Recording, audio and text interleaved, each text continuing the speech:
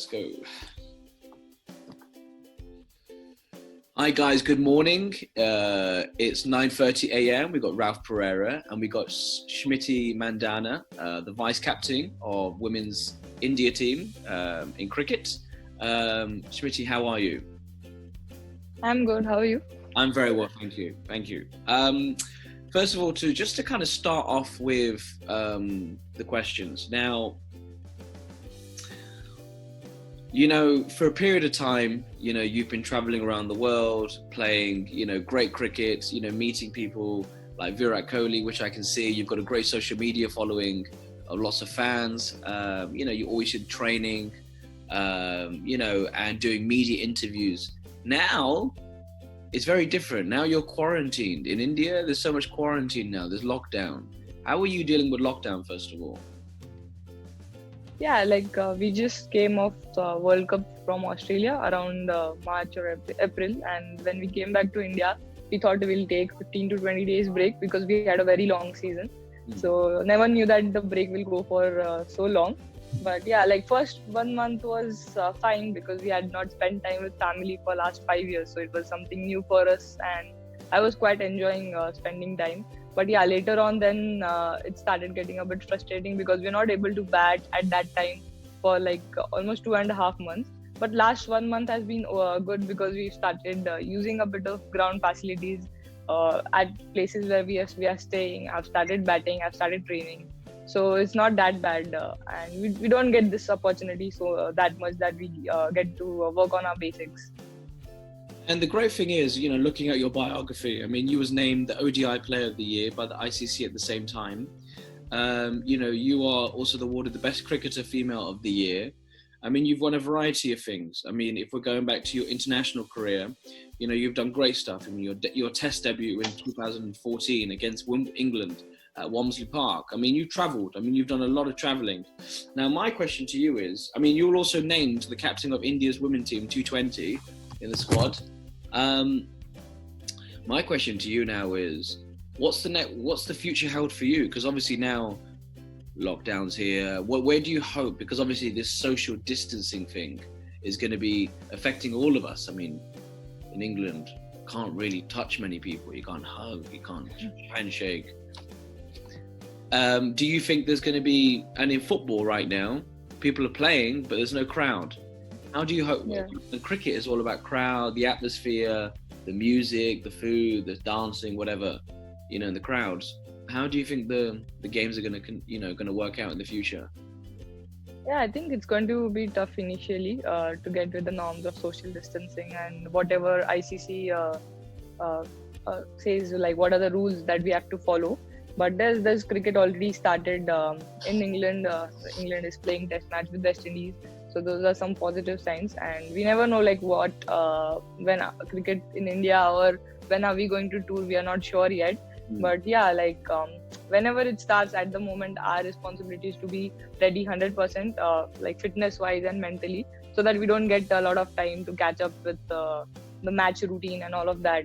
But yeah, I think it's going to take some time to get used to the social distancing norm because, as you said, the crowd and all of that stuff, it just motivates us. And I don't know how we're going to celebrate after wicket, especially after taking opponent's wicket. We are used to gathering and hugging each other and all of that. So I was watching England Test match and they were just they're not even shaking hands, they're just giving fists. So yeah, I think it's going to be a bit tough to just hold back and control. Not for me especially, I'm not that kind of a person. I'm a more of a calm person, but there are a few teammates who are quite excited and they're always on the top of the bowler whenever she gets someone out. So for them, it's going to be really tough. Great. Ralph, question after you. Yes, Smriti, it's great to kind of hear somebody in women's cricket. Yeah, you're absolutely right. You know, the cricket doesn't look the same. You know, watching the England West Indies, the men's, the Test match, it doesn't look like the same atmosphere because the people are not there. Players also, you know, I mean, I don't know how they feel when they take a wicket. They want to celebrate. They want to, when you score 100 runs, you want to celebrate. So, you know, all these things are going to change for you and even for us in our own way of life. So these changes, how are you going to adapt, you know, for your, I mean, I understand you just mentioned yourself, you're a little bit different. Well, what do you think? That you believe that the way how the game is going, will it kind of make a difference the way how you approach now from now onwards?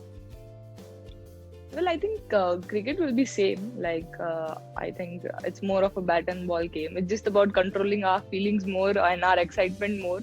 Not to hug. And yeah, it's going to be a bit different playing in front of empty stadiums.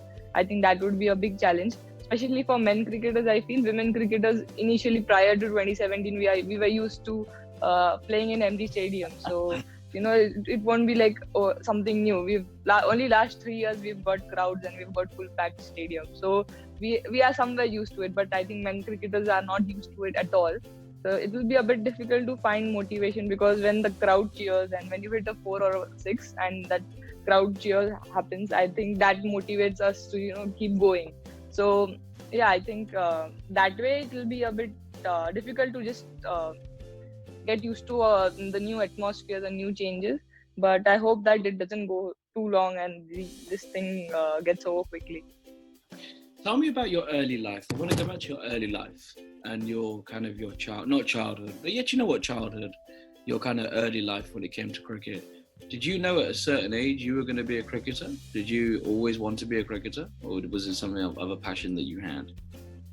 Actually, I started playing cricket from when I was 4. So I used to go with my brother for practice, just accompany him, and that's how I got attracted towards cricket and batting. Yeah, and till from when I was 9, I got selected for under 15 Maharashtra, the state team. So yeah, that's how but yeah, I always knew I'll be a cricketer, because that was something which I used to love doing. Like I didn't know that I'll play for India or something, but I knew that I want to pursue my career into cricket. And also, you're going back into education, because I think it's important that people would love to know. Did you go to university? Did you take it seriously? Because most people, when they go into sports, they're like, oh, well, that's it, done now. I don't need education because I'm earning a good amount of money. I'm got fame. I'm Cricketer of the Year, etc. Did you take? How was your studies when you were younger? Well, till 12th, I was a very bright student. I've got good marks in 10th standard and all. I used to balance it quite well, but yeah, last 4-5 years it's been a bit hard to go out and give exams, because our schedules don't match. Whenever there are exams, I am on tour, and I can't definitely miss a tour. So yeah, I'm still around in first year or second year of graduation. I'm in second year of graduation, but I don't take it lightly. But yeah, once probably whenever I get time, I'll complete it. But not like, okay, I don't need education. I think education is quite necessary. At least you should have a degree. You should not be. I won't try and be overly educated person, but I would like to have a degree. Also, I also want to ask a question, because obviously you're famous and you're very known, and I've seen your social media. It seems like you've got a very dedicated fan base. Everybody wants to be your friend when you're famous. When you're known, everybody wants to be your friend. Everybody wants to be part of your life. Everybody wants to be your boyfriend. Everybody wants to be your girlfriend. Everybody wants to date. Everybody wants to, you become an attraction to people because of what you do. How do you deal with all of that, knowing that, can you trust friends? Can you trust people when they come and speak to you? And because you don't know what their motive is. Their motive might be to, I don't know, become famous, or their motive might be to take money. You don't know what's going on. So how do you trust people like that? Well, actually, I have a really strong foundation of friends from the time I was in school. So I have my group of 4 to 5 friends, really close friends, and I have a good family and and good team, good cricket friends as well. So whenever a new person comes, of course, it's just hi, hello, and just like normal friends. It doesn't go beyond that. It's not going to be like I'll be a closest of a friend with just someone who's just come and just spoken to me. So yeah, I just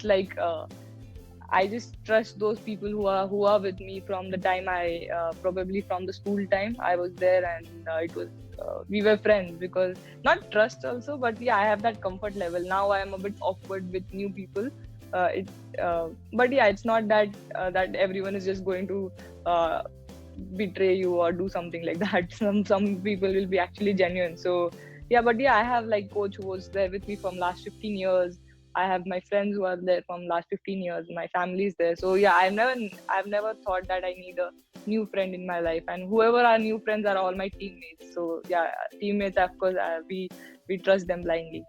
Good, excellent news. Ralph, question after you. Yeah, I like to know, like, from the format that you play, whether it's a T20, the 50 over, or the test matches, which format you like to play. And the second question is, out of all the grounds that you've played, which is your favorite ground apart from in India? Well, I think all three formats are amazing. But though we don't play tests that much, like women's cricket, we don't have tests that much. We play more of T20s and one days. I've just played 2 tests in like last 7-8 years. So yeah, so in one days and T20s, if you have to select, I think both have equal challenges. Both are really tough. But as a player, I love one day format because as a batter, I have time to settle. I have enough time to get my runs. T20 is like I can either get 100 or a 0, especially as an opener. Like I'll either get a quick fire 60-70 or else I'll get out around 7-8 or 0. So that's a bit unpredictable.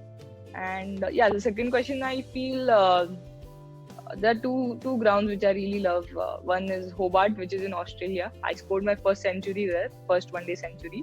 And second, of course, has to be Lords because we played the 2017 World Cup final there. And though we lost it, but the atmosphere and the aura of the ground is something amazing. Tell me about your captain, Mithali Raj. Yeah, like I think she's a great person. Sorry, after you gone. Yeah, she's a legend of the game. Like I think in last 20 years, if people know women's cricket, it was by Mithali Raj and Jhulan Goswami. Like and yeah, she's been a role model to I think everyone who's been of our generation, and everyone has looked up to her.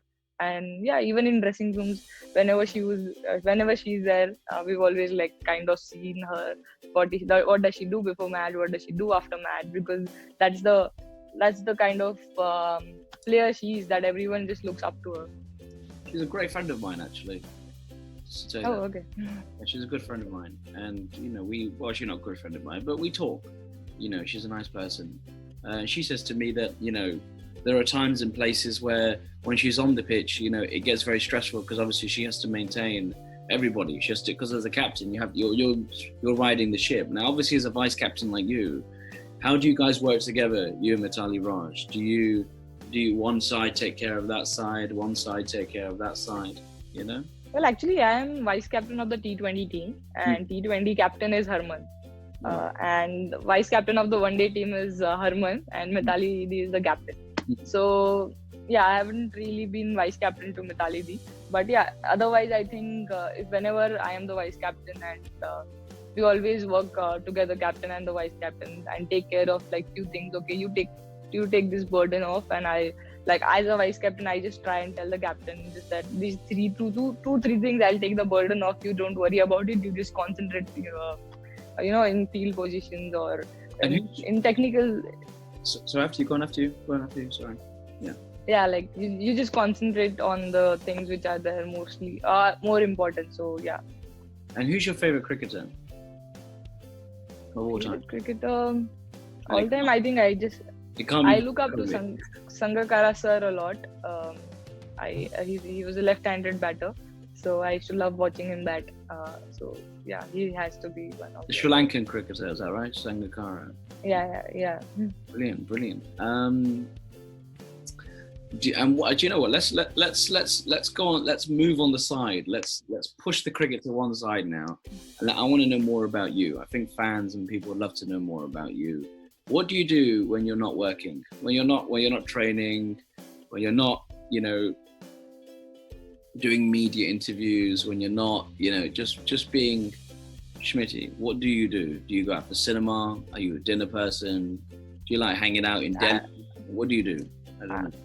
I love watching movies. Now of course we are not able to go out and watch movies, but yeah, like even when I'm on tour, I have my iPad and I'll be watching movies, like 2 or 3 movies if we have an off day. And and I love sleeping actually. I can like just if I have an off day and on tour, I can just sleep for 12-14 hours. Wow. So that's something which I like. After getting up after a 12-hour sleep, I just feel very happy and I feel happiness from inside. Really? Well, so how long did you sleep today? No, not much. I just slept 8 hours. Yeah. Are you going to go back to sleep later? Or is that it? No. No, I have a lot of work today. I have to finish a lot of work. And Ralph, last couple of questions for you. Yeah, I'd like to know, like, because nowadays a lot of people are doing their social media because they have been locked down, like I'm sure like you. How much time do you spend of your time of the day on social media? Well, not much actually. If you say if I'm on Instagram and Twitter together, I'll be around 1 or 2 hours like in the whole day. Like it won't be like more than that. And if I feel it happens more than that, I just kind of delete the app or I log out because I just feel very, I don't know, I can just sit idle at a place. But if I'm scrolling on Instagram, I just feel guilty about myself. Sometimes it does go around 3-4 hours. But yeah, if it goes more than that, I really get frustrated with myself. And last question for me, and then we'll let you enjoy your day. Do you watch football? English football? Do you like English football? No, I've not watched a lot of football. I watch a lot of FIFA, like whenever FIFA World Cup happens, or else I play a lot of FIFA on PlayStation. Otherwise, I'm not like. Although I've visited the Manchester United stadium, I didn't have the time to go inside. I just went and I just looked from the outside because I'm a Ronaldo fan and Ronaldo was a part of Manchester United. But yeah, more than that, I don't know much about English football or like world football that much. I'm just like I'm very addicted to just FIFA on PlayStation. And also, maybe I might ask you one last question, and then it just came to my mind. I know recently you met, I don't know if you recently, but you met Virat Kohli, a great cricketer from India.